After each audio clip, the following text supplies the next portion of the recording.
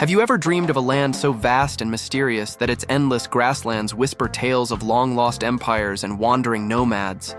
A place steeped in ancient customs, where fierce warriors once roamed and forged myths that still fascinate the world today? If you're intrigued by exotic cultures, unusual love stories, and awe-inspiring landscapes, then hold on tight, because we're about to unveil secrets that most travelers never even imagine. Stay with us and prepare to be amazed. Hey there, adventurers, welcome back. I'm Lucas, and this is Unmasked Planet, your gateway to exploring the world's most fascinating hidden corners. Before we dive deeper into today's incredible topic, I invite you to become part of this community by subscribing and turning on notifications. And here's a quick motivational boost. Comment, explore fearlessly below to set the tone for your next big journey. Mongolia. The very mention of this place conjures images of wide-open steppes, nomadic herders riding atop sturdy horses, and a heritage that dates back to one of history's most formidable conquerors, Genghis Khan. Tucked between Russia and China, Mongolia stands as a testament to the resilience and spirit of people who learn to thrive in an environment often deemed inhospitable by outsiders. Yet, beyond its imposing landscapes, stark deserts, rolling plains, and frigid mountains, lie the echoes of a cultural tapestry woven from centuries of clan alliances, spiritual traditions, and yes, even peculiar social norms. To set the stage, imagine a place where the concept of personal space expands to horizons so distant it seems infinite. Nomadic families pitch their jurs, traditional round tents, also known as yurts, miles apart, with nothing but nature as their backdrop.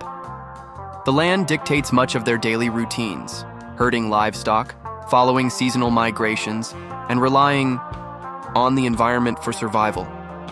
This self-reliant lifestyle forged a strong sense of community and hospitality, as neighbors, no matter how distant, became indispensable allies in times of need. But while Mongolia's geography is mesmerizing, its history is equally enthralling.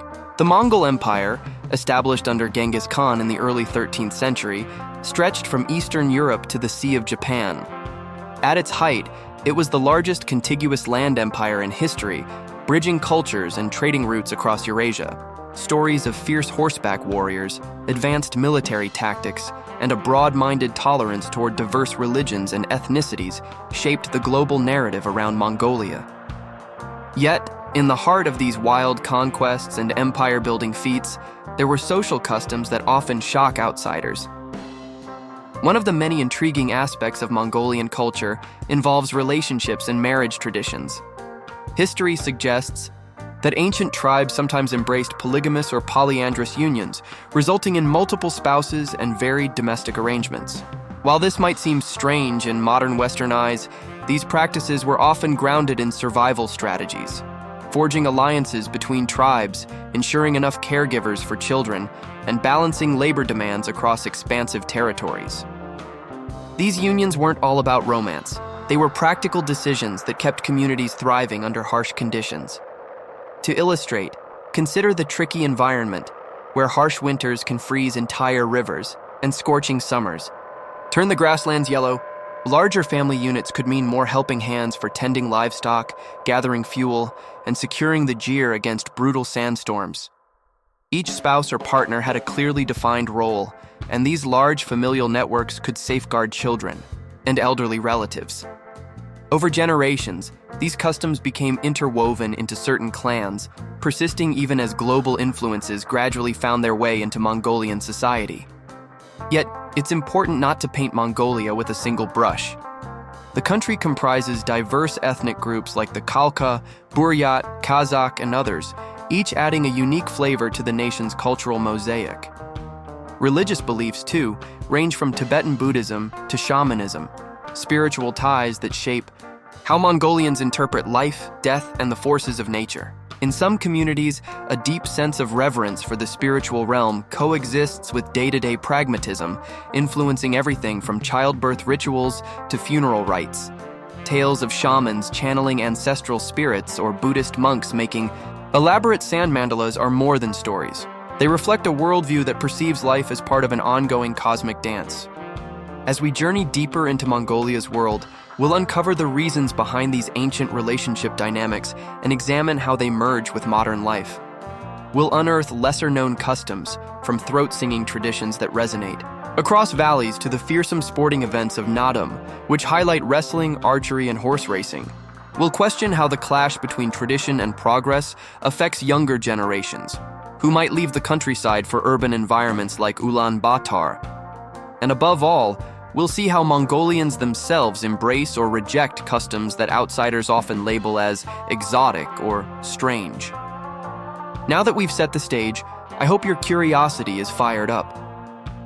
Maybe you're asking yourself, how do these ancient practices really look today? Do modern Mongolians still hold multiple lovers? Are these traditions still embraced, or are they relegated to remote tribal pockets? These are the questions that keep us exploring, and we promise to shed light on them as we traverse Mongolia's physical and cultural landscapes together. Stick around, because the upcoming sections will dive even deeper into the complexities, contradictions, and wonders of Mongolian life. Let's embark on a more analytical journey and dig into the layers of Mongolia's social and cultural nuances. You might have heard tales of the famed nomadic pastoralists who still roam the country on horseback, guiding their herds. But how do centuries-old customs regarding love, marriage, and personal freedom fit into 21st century Mongolia? Firstly, it's crucial to distinguish between popular legends and actual practices. Ancient chronicles and travelers' accounts often exaggerated certain exotic elements. Yes, polygamy existed in some Mongol tribes, but it was never a monolithic practice sweeping the entire steppe. Certain clans had more fluid rules around marriage and concubinage, largely driven by politics and warfare. When clans fought, capturing brides or forging marriage alliances was a way to consolidate power or prevent further bloodshed. Multiple spouses could be a byproduct of these alliances, evolving into customs that stuck around in certain lineages. However, modern-day Mongolia has embraced a legal system more aligned with international norms. Polygamy is not officially recognized by the state. That said, remnants of these older mentalities might still be visible in remote areas where local practices overshadow official regulations. Some elderly folks might still recount stories from their grandparents' time, or preserve a family history that included additional spouses. In these enclaves, tradition can be very strong, and rules around romance, family, and clan structure often retain a flavor of the past. But the influences of globalization can't be ignored. Mongolia's capital, Ulaanbaatar, has become the hub for modernization, with universities, international businesses, and a rapidly growing tech scene. Younger generations who move there are frequently exposed to Western values, social media trends, and modern professional opportunities. Many adopt more conventional nuclear family systems, departing from the polygamous or multi-partner structures of their ancestors. This tension between city life and the rural steppe reveals a duality. While some embrace modern norms, others proudly maintain their heritage, from wearing traditional deel, the Mongolian robe, daily, to practicing centuries-old farming techniques. It's not just about marriage either. Mongolia's spiritual framework has similarly evolved in a dance with contemporary values.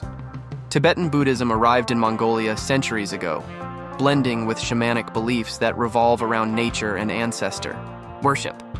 The result is a society in which a Buddhist lama's blessing might coexist with a shaman's ritual to ward off evil spirits.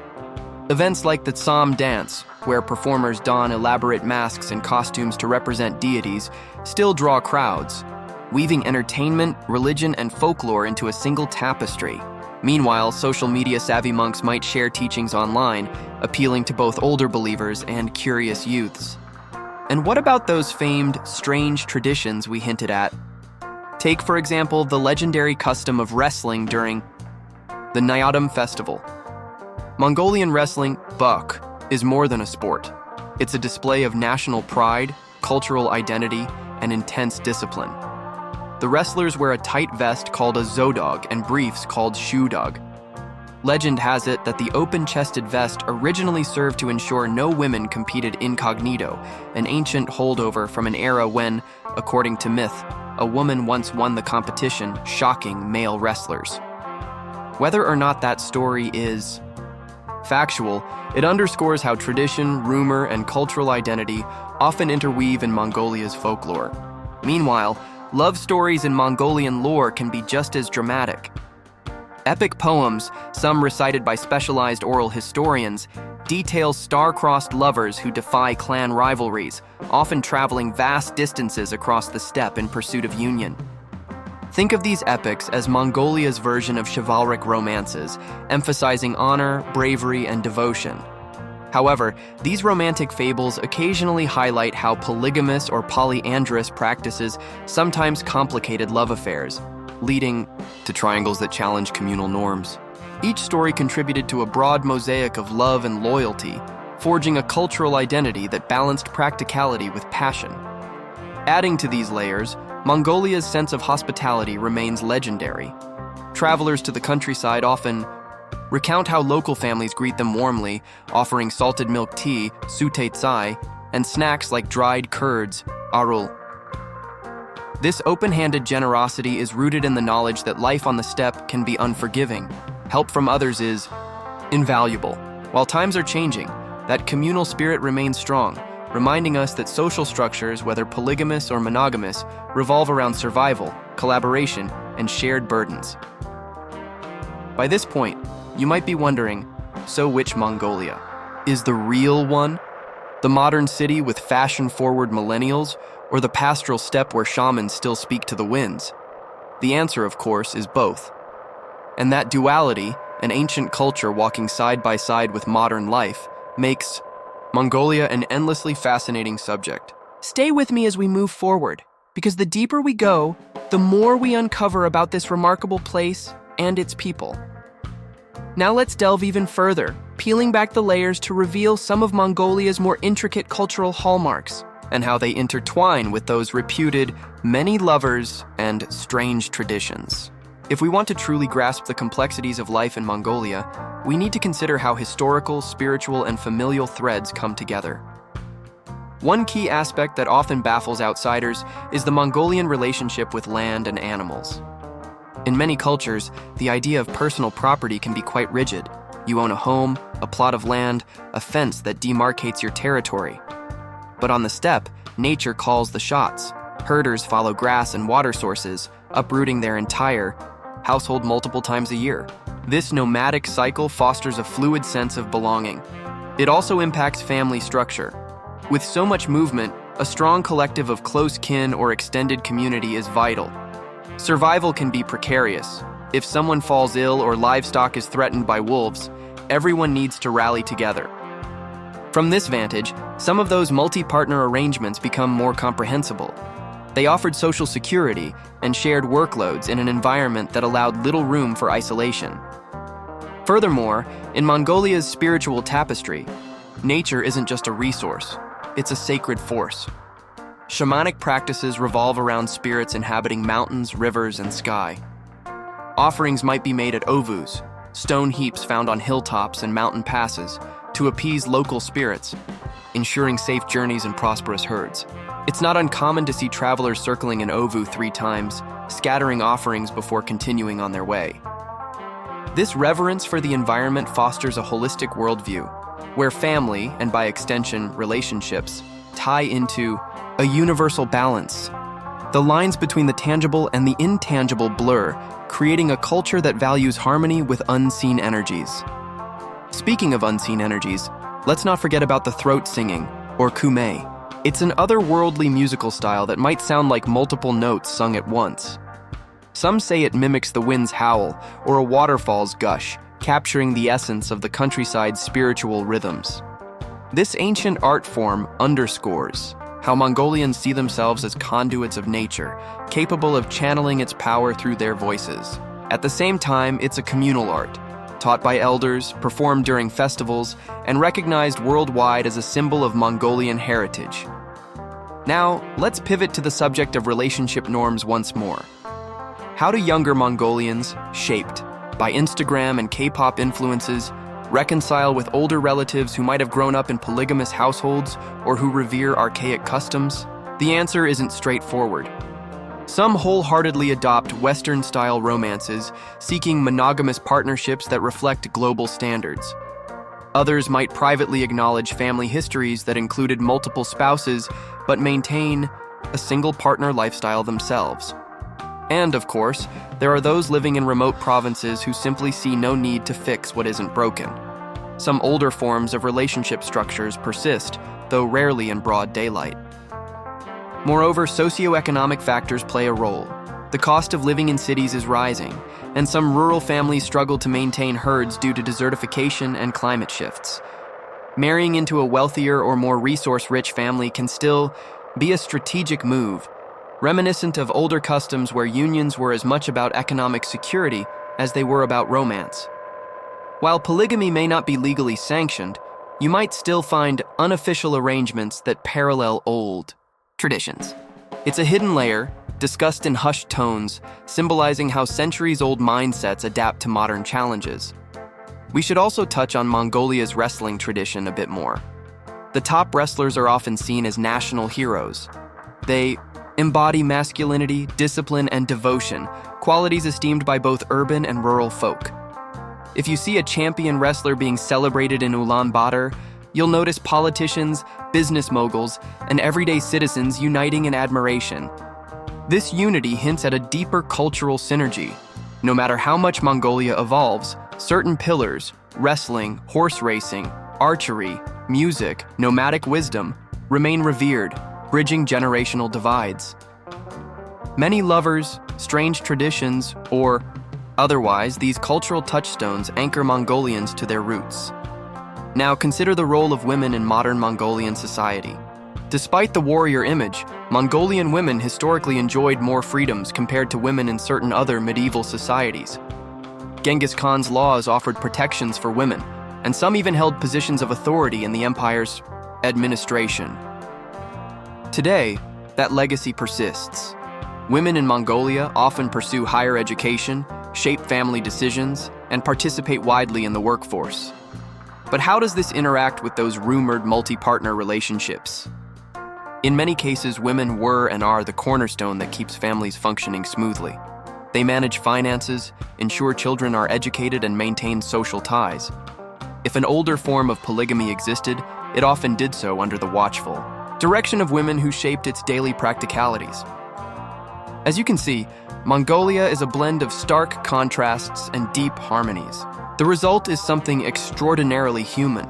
There's a mystical quality in the horizon that stretches for miles, the hush of the steppe at twilight, and the memory of ancient cavalry thunder still felt in local legends. In that context, our modern judgments of strange traditions are reframed. Many of these customs emerged out of necessity, spiritual devotion, or communal well-being. Next, we'll move into the final block, tying these threads together and showing how these practices, past and present, can impact the traveler and the curious observer alike. It's time to gather all these threads: historic conquests, tribal bonds, multi-partner relationships, spiritual undertones, and see how they shape life in Mongolia today. By exploring Mongolia's unique past, we've uncovered a culture that was never static. Instead, it has continuously adapted to the demands of geography, politics, and modern global influences. For curious travelers or enthusiastic learners, understanding this duality is key to appreciating why Mongolia holds such a mystical charm. Remember those ancient clans with many lovers? In practice, that concept takes on different shapes depending on who you talk to. Historians discuss them in the context of alliances and survival.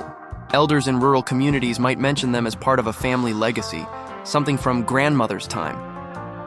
Urbanites may simply shrug, seeing it as an old legend that has little bearing on daily life in the city.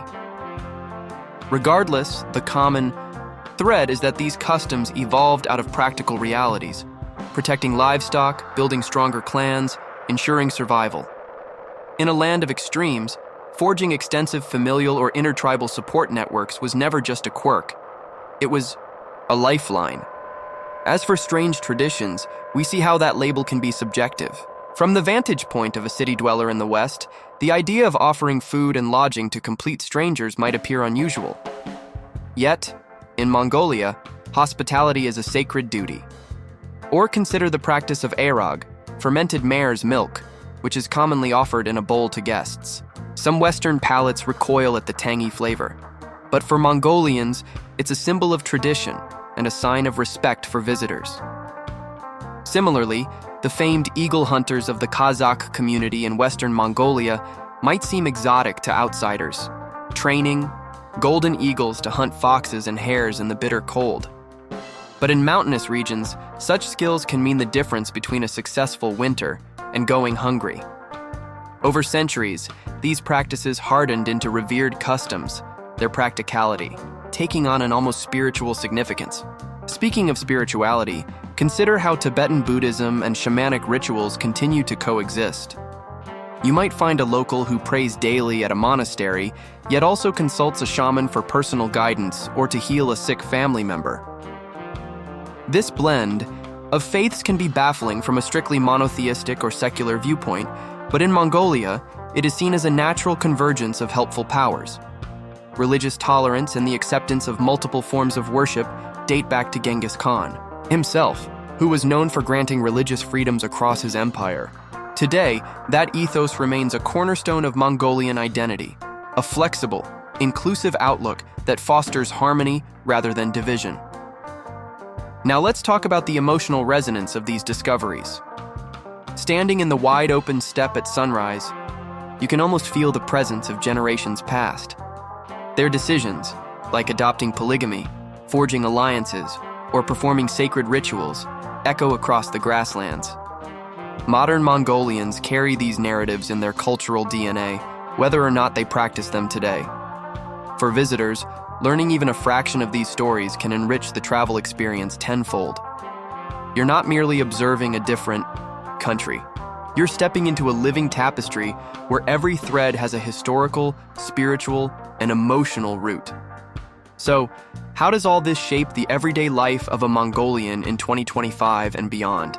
For one, there's a growing push to preserve intangible cultural assets, traditional music, crafts, and epic storytelling, so they don't vanish under the steamroller of modern commercialism. Government initiatives and NGO projects strive to record the oral histories of elders, protect heritage sites, and support cultural festivals that highlight Mongolia's distinctive identity. At the same time, the allure of city life continues to draw young people into technology and global trends. This balancing act between preserving ancient ways and embracing modern prosperity defines Mongolia's current narrative. In the end, if there's one takeaway from our exploration of life in Mongolia, the land where ancient tribes had many lovers and strange traditions, it's that complexity is key. Mongolia thrives on dualities, harsh and beautiful landscapes, old and new customs, fiercely independent yet collectively oriented people. Each piece of this puzzle is woven into a grand, ever-evolving story. And that story still welcomes outsiders willing to learn, adapt, and grow. Whether you're intrigued by Genghis Khan's sweeping empire, the possibility of multi-partner kinship structures, or the mesmerizing sound of throat singing echoing, through valleys, Mongolia offers an abundance of cultural treasures. The real magic lies in the interplay between these elements. It's a culture that demands curiosity, respect, and a willingness to embrace the unknown. And if you do, you just might find that the strange becomes familiar and the exotic becomes deeply human. Now that we've uncovered the vast, multifaceted world of Mongolian life, where ancient tribe alliances sometimes meant many, lovers and seemingly strange traditions make absolute sense once you see the context. It's time to conclude this journey. But your adventure doesn't have to end here. I encourage you to keep exploring, questioning, and discovering how rich and diverse our planet truly is. If you found this exploration of Mongolia enthralling, be sure to check out the next video, recommended on your screen, where we'll dive into another captivating corner of our world. Meanwhile, I'd love to hear your thoughts and reactions in the comments. Did something particularly surprise you? Would you ever attend a Naadam Festival or try fermented mare's milk? Share your insights below, and let us know what other mysteries of the world you'd like us to unmask next. Finally, if you haven't yet, please hit that subscribe button and join our Unmasked Planet family. Turn on notifications so you never miss a deep dive into unique cultures and hidden histories. And here's one last challenge. Comment, Nomads United, to show that you're part of this global exploration. Until next time, I'm Lucas. Thanks for journeying with me across the Mongolian steppes and beyond. Stay curious, stay open-minded, and remember, the world is full of wonders waiting to be unmasked.